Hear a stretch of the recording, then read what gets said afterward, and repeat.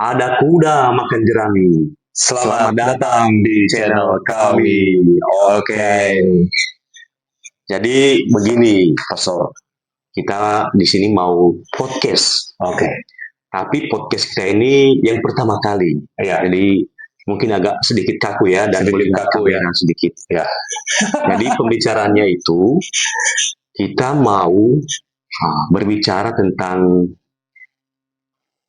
misi atau fokus pastoral di Keuskupan Agung Medan ya. Kebetulan kita di Keuskupan Agung Medan. Nah, sebelumnya kita perkenalan dulu dong. Oke. Perkenalan diri ya. Saya ya. Oke. Nama saya itu Pastor Ignatius Toniusia. Oke. Biasa dipanggil Tony. Tapi juga ada yang panggilnya Roti. Roti itu artinya Romo Tony. Oke. Kalau Pastor? Kalau saya biasa dipanggil Pastor Vincent.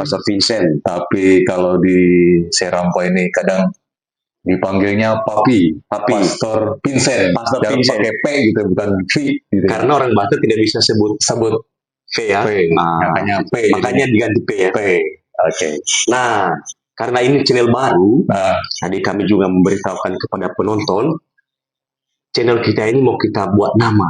Oke. Jadi namanya itu adalah Sobat Misi ya. Jadi nanti supaya umat mengenal channelnya apa, videonya tentang apa, Sobat Misi. Jadi nanti karena ini pertama hanya kita yang dulu yang berbicara. Tapi nanti ada umat juga. Nah, begini Pastor.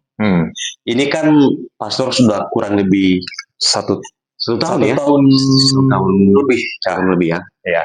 Kalau saya masih 3 bulanan lah. 3 bulan. Kan setiap tahun, setiap keuskupan itu ada fokus pastoralnya. Betul. Nah, karena pastor udah lama, lumayan ya. Jadi saya mau tanya, itu apa fokus pastoral Keuskupan Agung Medan tahun 2025 ini? Fokus pastoral Keuskupan Agung Medan pada tahun 2025 ini umat Katolik yang bermisi. Umat Katolik bermisi. Atau gereja Katolik yang bermisi. Nah, G-nya itu kan gereja ya, universal. Ya, universal. Penjelasan singkat seperti apa itu?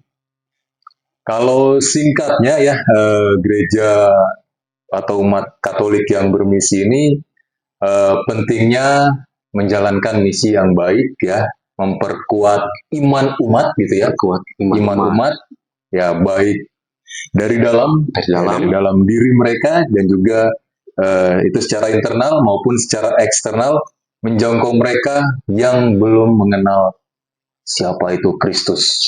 Memang rada berat ini ya bahasanya, tapi ya sederhananya ya mau mengajak umat untuk semakin dekat dengan Tuhan ya, untuk mengenal Kristus gitu.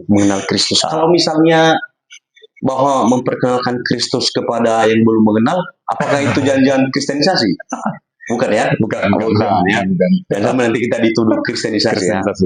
Bahwa misalnya dengan perbuatan baik kita, ya. Dengan sikap kita, dengan kata-kata kita berusaha memperkenalkan siapa Kristus kepada umat lain ya, orang lain. Nah, menurut pastor sendiri gitu ya, kurang lebih setahun lah gitu ya. Iya, setahun.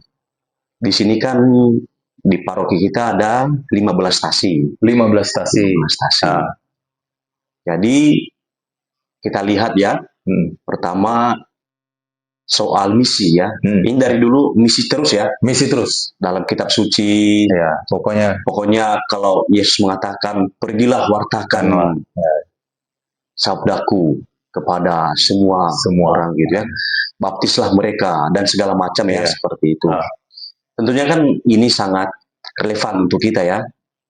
Menurut pastor sendiri kalau di paroki kita ini,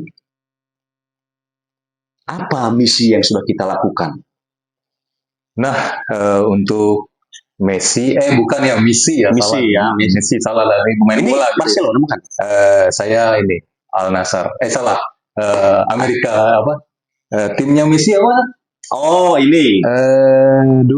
kok jadi lupa. Pokoknya itulah ya. Pokoknya itu. Nah. Pokoknya bukan Messi pemain bola, tapi misi gitu Misi ya. misi gereja. Kalau saya pemain bolanya ini, klubnya Chelsea yang baru menang kemarin itu. Iya. Emang selamat ya. Nah, untuk umat di Serampa ini ya apa yang sudah dilakukan Kita gitu lakukan bersama ya. Paling tidak misi pertama adalah bagaimana peran para imam gitu ya, hadir di tengah-tengah umat gitu ya, di dalam peristiwa kebersamaan, terutama di dalam perayaan Ekaristi ya. Perayaan Ekaristi mengajak umat, mengimbau umat untuk senantiasa setia gitu ya dalam mengikuti perayaan Ekaristi. Lalu juga setelah misa, biasanya setelah misa tidak serta-merta langsung pulang gitu ya. Pulang, siap misa pulang gitu ya. Jadi SMP siap misa pulang gitu, tapi tidak. Tapi berjumpa dengan umat, menyapa mereka, hadir bersama mereka, ya semacam merangkul mereka untuk ya bahwa pentingnya pertama dan utama adalah Ekaristi. Ekaristi dulu ya. Ekaristi. Itu misi pertama kita. Jadi mengajak umat karena pertama dan utama mereka adalah gereja yang hidup. Gereja yang hidup. Jadi gereja yang hidup ini perlu kita hidupkan dulu pertama dalam Ekaristi. Supaya mereka menghayati sungguh Ekaristi. Nah itu. Lalu juga tadi kumpul bersama ya. Jadi hal-hal demikian yang sederhana dulu lah yang kita mampu untuk gerakan bersama supaya ada misi ini. Karena tahun sebelumnya kan umat yang berpartisipasi, gereja yang berpartisipasi, tapi kali ini bermisi. Ya. Kalau saya ke stasi ya, gimana Pak? Kalau saya ke stasi selama kurang lebih 3 bulan. 3 bulan ini ya, gimana? Ada 2 yang menyemangati saya. Apa itu? Pertama, pengen bertemu dengan umat. Oke. Dan mereka Ekaristi. Mereka misa gitu ya. Meskipun jumlahnya cuma 30 gitu ya. Cuma 40, kita bersyukur. Tapi ada yang lebih penting juga. Apa itu? Karena setelah misa, biasanya ada saksang. Itu khas Sumatera ya. Saksang. Ada ikan bakar. Sekali. Mantap. Lalu daging babi yang biasa diolah, apa namanya itu? Pokoknya itulah ya. Pokoknya itu. Khas Batak pokoknya. Jadi itu yang menyemangati saya untuk ke stasi juga. Ke stasi ya. Walaupun hujan gitu ya. Hujan, lalu susah ditemui gitu ya. Apalagi kalau misalnya kita ke stasi-stasi tertentu. Kalau selama ini ada yang bilang penguasa jalan itu ibu-ibu. Naik motor. Lampu sen kanan ke kanan, tapi ternyata belok kiri. Atau lampu ini yang penguasa jalan angkot. Tapi ada satu lagi penguasa jalan kalau kita ke stasi. Sapi. Jadi sapi itu memang kita seperti berarak gitu ya. Berarak ya. Nah, jadi kita mau jalan pun susah melewati. Jadi harus ngikuti mereka gitu ya. Kalau pengalaman pastor gitu ya selama kurang lebih setahun ini. Apa tugas pastoral yang menurut pastor termasuk berat? Kalau yang paling berat ya, sebenarnya karena kita ketika hadir di sini gitu ya, memang saya belum pernah di paroki. Jadi selama dari selesai studi kuliah gitu ya, saya langsung ke rumah formasi. Itu mendampingi para frater atau calon imam. Tapi memang benar-benar perdana hadir di sini, ya puji Tuhan.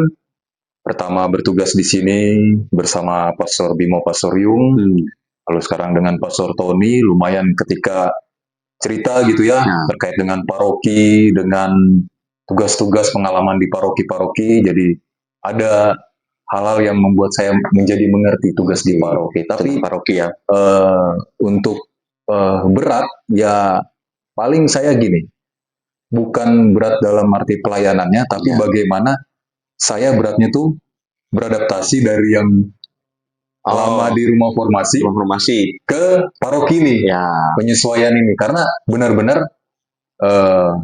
menjadi pengalaman baru bagi saya, walaupun ya sekarang sudah 1 tahun di sini, tapi bagi saya pernah disampaikan oleh Monsinyur Anton, memang benar ya, kalau kita membawa pelayanan kita dengan sukacita, gitu ya. Jadi segala sesuatu apapun yang kita layani itu ya, yang mungkin kita mikirnya awalnya berat, tapi ketika kita membawanya dengan sukacita, gitu ya, kita pasti akan lebih bisa menjalaninya dengan ya bahagia, gitu ya. Jadi semua terasa ringan gitu, terasa ringan. Tapi memang kalau dibilang berat, tidak gitu ya, membawa sukacita. Dan juga banyak masukan, banyak pengalaman-pengalaman yang diceritakan oleh para pastor yang sudah berpengalaman tugas di paroki. Kalau saya awal-awal datang itu, yang paling berat itu adalah saya melihat mau bapak-bapak, mau ibu-ibu yang bawa motor, kereta ya. Kalau di sini kan kereta. Gitu. Kereta. Saya Bukan lihat kereta api. Bukan. Ya. Beda. Kereta motor. Kalau bahasanya Honda. Wih, memang mantap lagi nih.